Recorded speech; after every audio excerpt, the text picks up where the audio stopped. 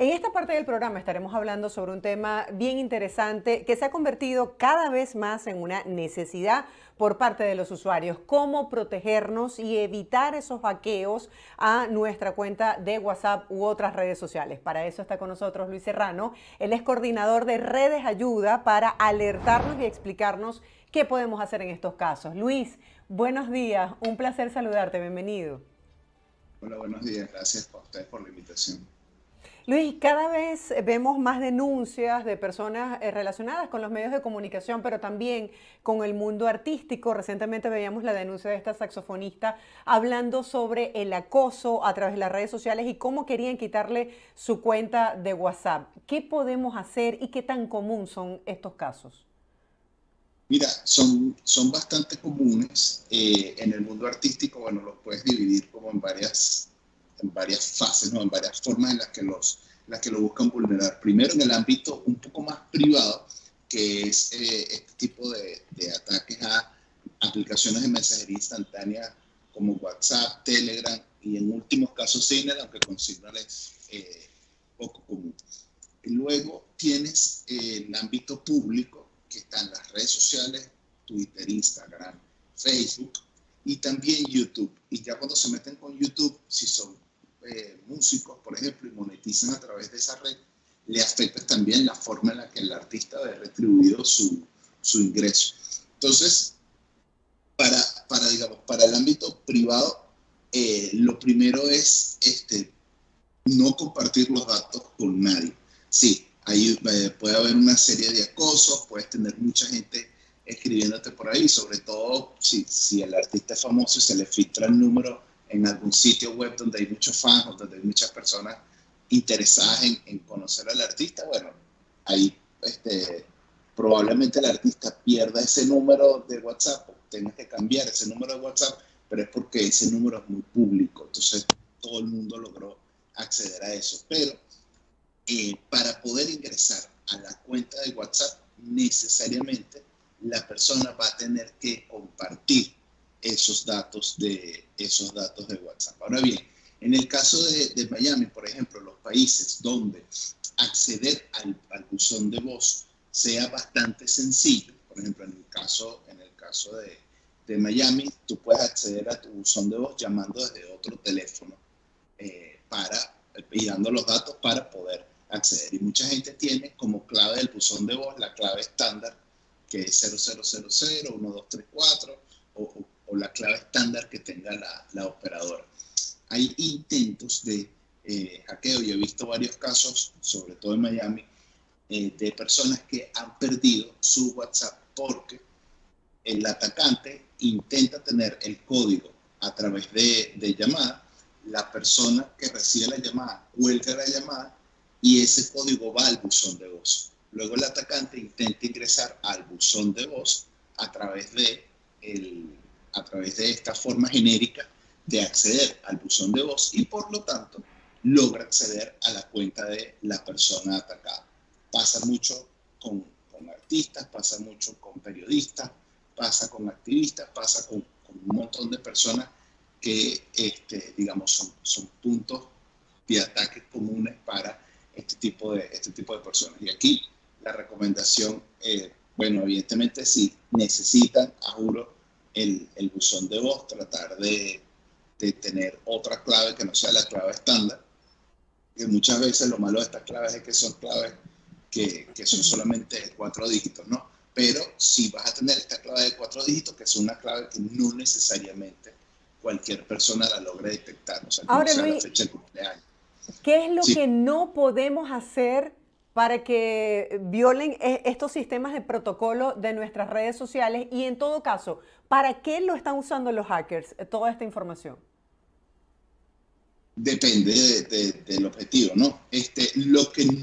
Lo que no puedes hacer es darle clic a enlaces extraños, Ok. descargar archivos de proveniencia desconocida, porque muchas veces hay archivos que vienen con virus, o con malware, mejor dicho. Ese malware envía los datos que estén guardados en la computadora al atacante y por lo tanto el atacante tiene acceso a nuestras redes sociales, llámese Twitter, Facebook, YouTube, Instagram, etcétera, los datos que estén ahí almacenados.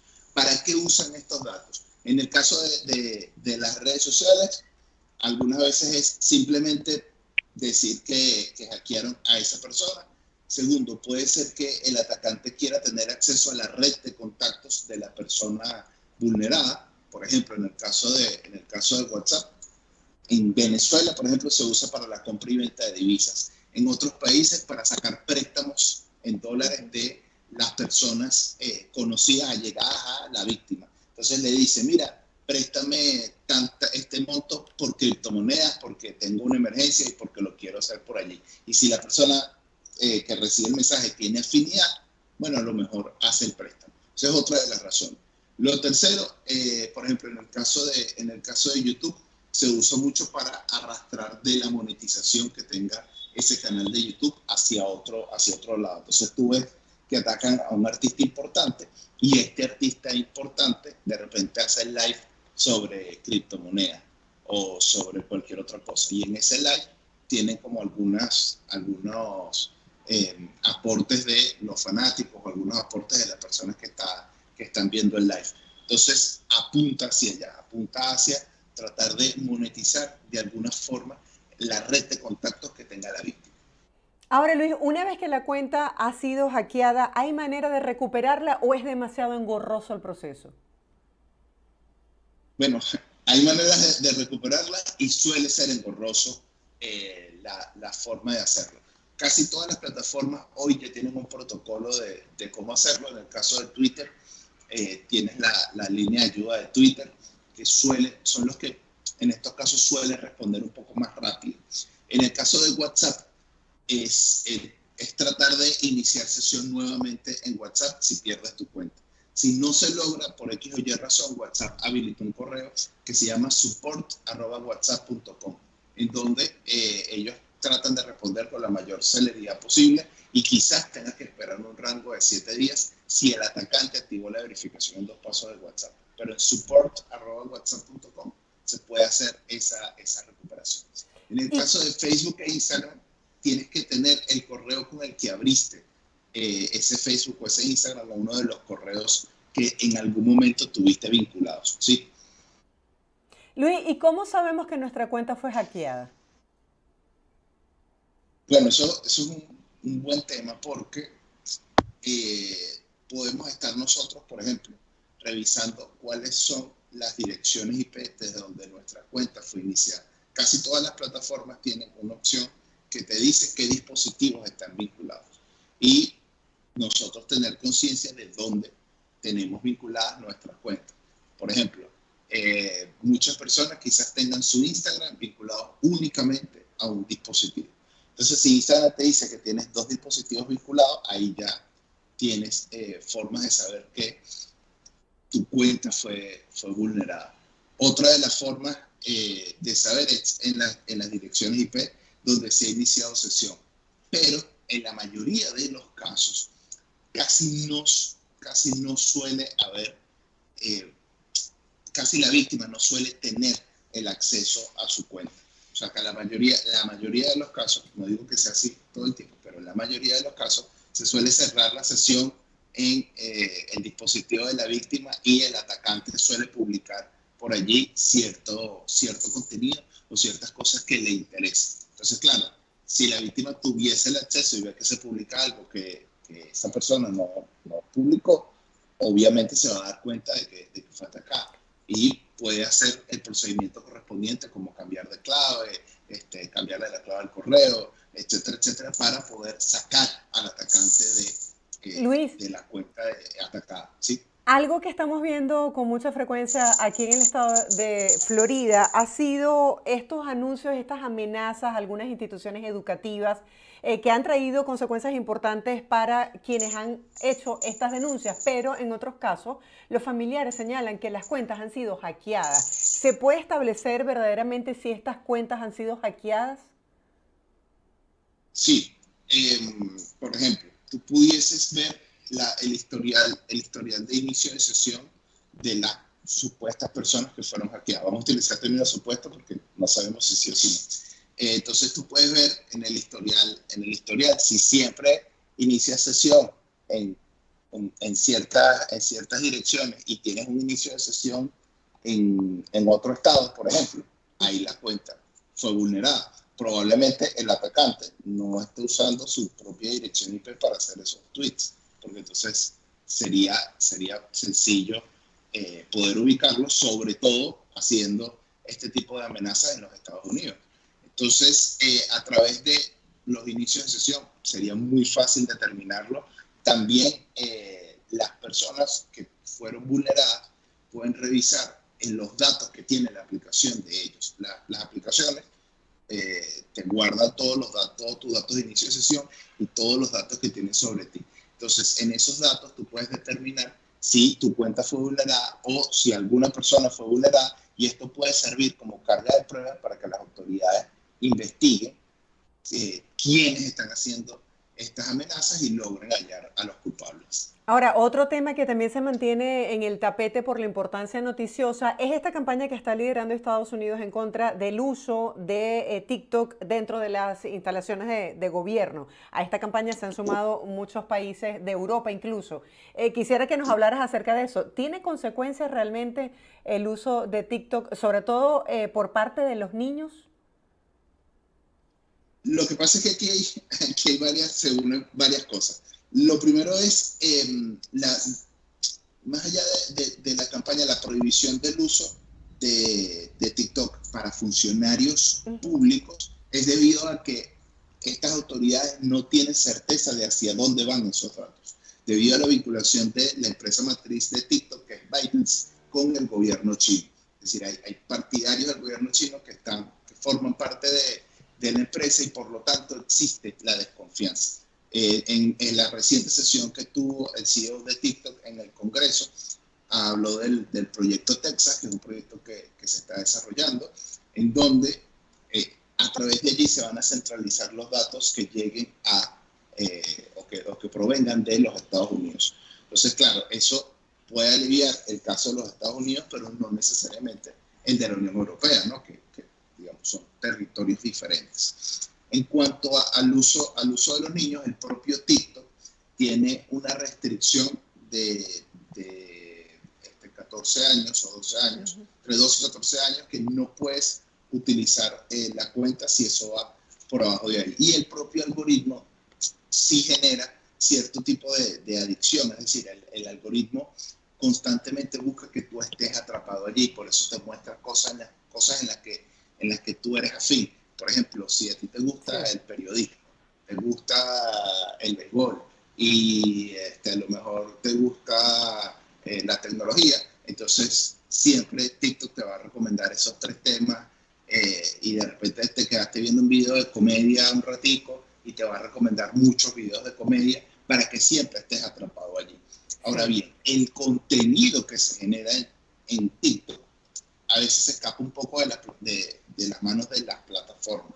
O sea, porque así como sucede en TikTok, sucede en los Reels de Instagram, porque lo más común es que de TikTok la gente lo suba también a los Reels de Instagram y la gente se queda enganchada más o menos en el mismo algoritmo. Y sí hay contenido que puede ser perjudicial para cualquier persona, o sea, niños, adultos mayores, etc. Porque hay muchas personas que no necesariamente son responsables y ofrecen consejos o tratan de dar diagnósticos a través de TikTok que no necesariamente son los más adecuados, y las personas a partir de este diagnóstico pueden tomar algunas decisiones. Y ahí la campaña sí cobra más sentido y la plataforma tiene que hacer los ajustes pertinentes para que estos diagnósticos puedan ser denunciados por médicos de verdad y digan, epa, esto afecta, o que hayan especialistas que de verdad puedan evaluar este tipo de denuncias, este tipo de contenido, y entonces la plataforma pueda remover los contenidos. Y ahí lamentablemente estás en una línea muy delgada en donde qué es lo censurable y hasta dónde llega el tema de la libertad de expresión. Yo creo que por la cantidad de usuarios que tiene TikTok en los Estados Unidos y en la Unión Europea, es políticamente inviable la eliminación de la plataforma en estos territorios. Yo no entiendo mucho cómo funciona, Pero mi hija me habla de Sí, que existen filtros donde ella le coloca como sus intereses, sus pasiones y esa es la información o el contenido que se le va a presentar. Pero, ¿cuáles son las sí. recomendaciones a los padres que como yo tienen esa preocupación de cómo enseñar a los hijos a protegerse con este doble check, con estos protocolos de seguridad, a proteger sus redes y la información que comparten en redes? Bueno, hay varias cositas. Lo primero, sí, la verificación en dos pasos en todas las plataformas que se pueda y, y no compartir los datos con nadie. Eso en materia, digamos, de seguridad. En cuanto a los padres, sí estar pendiente del contenido que consumen sus hijos. Porque si tu hija te dijo que TikTok te dice eso y a lo mejor ella siempre consume ese tipo de contenido. Pero eso no quiere decir que a lo mejor algún otro contenido vinculado a los intereses que ella tiene no necesariamente le va a empezar a salir solamente de lo que ella puso al principio, sino que a lo mejor se quedó enganchado con un chiste, por ejemplo, de alguien. Entonces le empieza a salir contenido de comedia que no es necesariamente lo que ella quería al Entiendo. principio.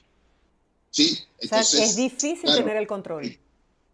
exactamente. Entonces ahí tratar de, por ejemplo, los chinos lo tienen claro, a pesar de que ellos fueron los que crearon la aplicación y el objetivo de la aplicación es que las personas pasen la mayor cantidad de tiempo posible en la aplicación, sí tratar de tener ese control de la cantidad de tiempo que tus hijos pasen frente a la pantalla y sobre todo el tiempo que pasen en la aplicación.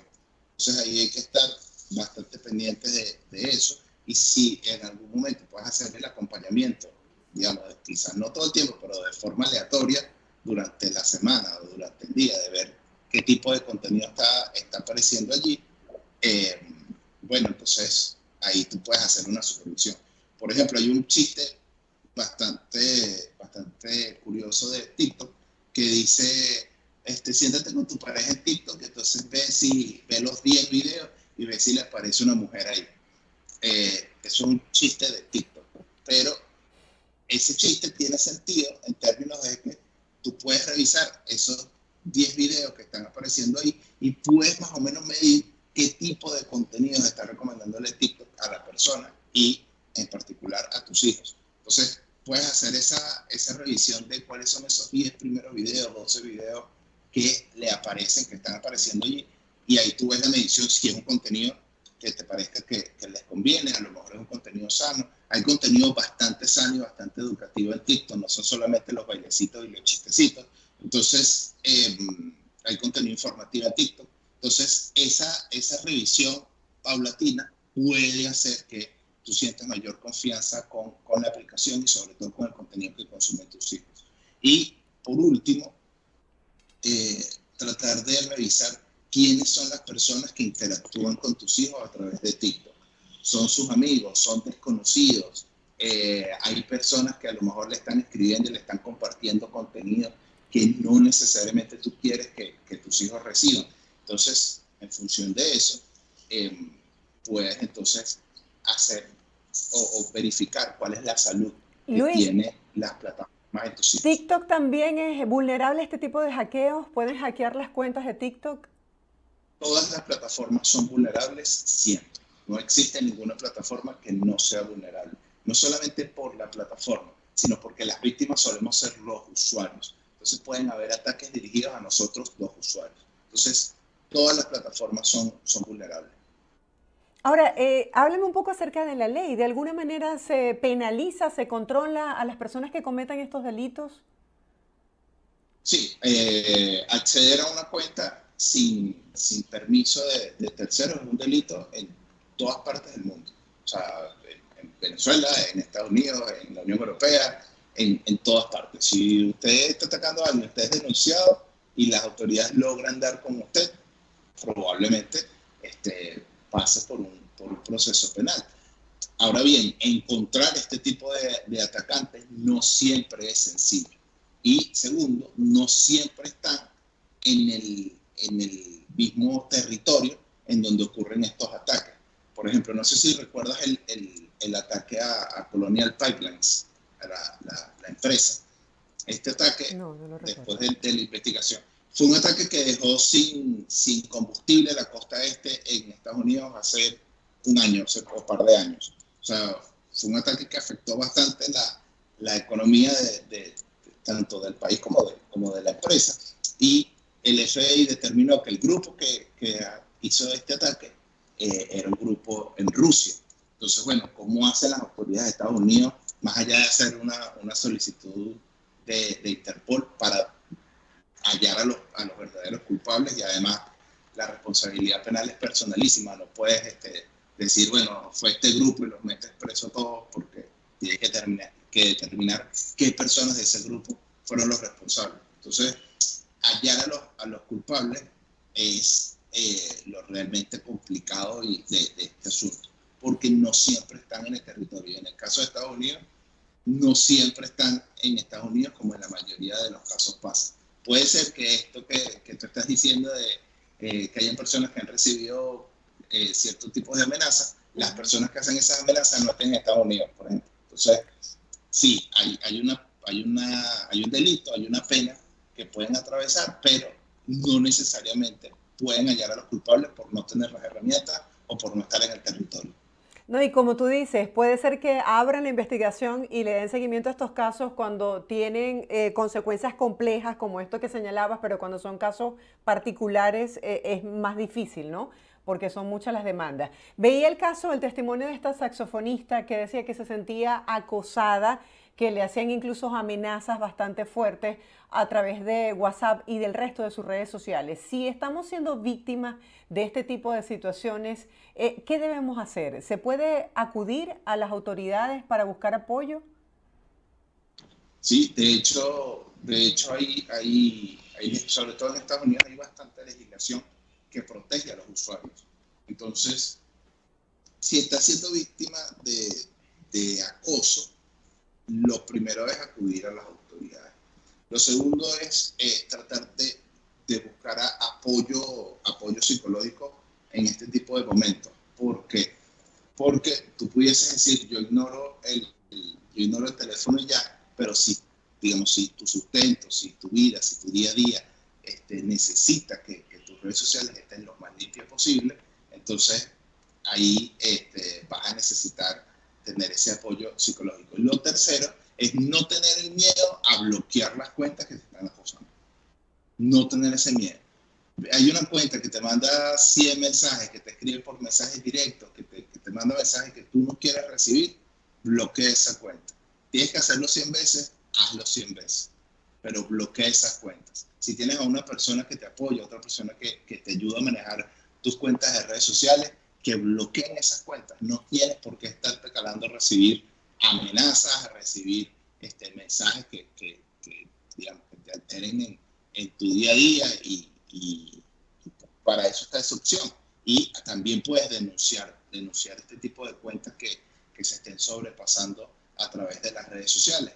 Entonces, claro, las autoridades van a determinar si ese nivel de acoso o ese nivel de amenaza en algún momento va a pasar a algo mucho mayor, o si hay quizás alguna persona en específico que esté generando toda una matriz de acoso en tu contra, y por eso, digamos, el apoyo de las autoridades. Pero en el ámbito privado, nosotros hemos visto muchas veces que la gente está siendo víctima de acoso y tienen como 2 o 3 cuentas que todo el tiempo están escribiendo y le tienen miedo a denunciar esa cuenta o bloquear esa cuenta.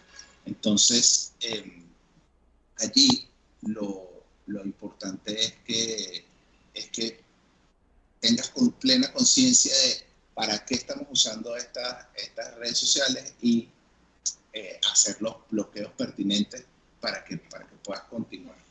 Ahora, Luis, ¿qué tan frecuente, según tu experiencia, es que, por ejemplo, grupos delictivos utilicen esta opción de escribirle a la gente para tratar de extorsionar a través de sus redes sociales? Es bastante común, sobre todo si detectan que la persona puede ser débil en algún punto. Y también es bastante común que quizás lo usen con elementos muy cercanos a la persona. Es decir, a lo mejor saben que tu mamá se llama Alicia y entonces van y te escriben, hola, mira, ya tenemos a tu mamá Alicia, tal, o si no nos manda cierta cantidad de dinero, vamos a secuestrar a tu mamá Alicia y todo esto, no llames a la policía, etcétera. El mismo protocolo que a veces vemos en las películas sucede en los testimonios en la vida real. Entonces, digamos, allí es, si recibes esto, acudir a las autoridades con los mensajes, mostrando todo lo que te han escrito y no compartir ningún tipo de datos, porque al final lo que hacen estos grupos delictivos a través del psicoterror, mandarte estos mensajes, mandarte algún tipo de cosas que te genere cierto desequilibrio y que tú entregues todo lo que ellos te piden, que en primera instancia es dinero, pero digamos, puede ir más allá. Y nunca entregarle dinero a estos grupos delictivos, porque una vez entregas algo, siempre van a querer más, siempre van a querer más y siempre van a querer más. Sí, hay que definitivamente tener mucha malicia y trabajar ajustados a estos protocolos de seguridad. Luis, gracias por toda esta información tan valiosa que el día de hoy compartes con la audiencia. Feliz día. Feliz día, gracias a ustedes por la invitación. Era Luis Serrano, él es coordinador de Redes Ayuda, hablando el día de hoy sobre cómo evitar que te hackeen tus redes sociales.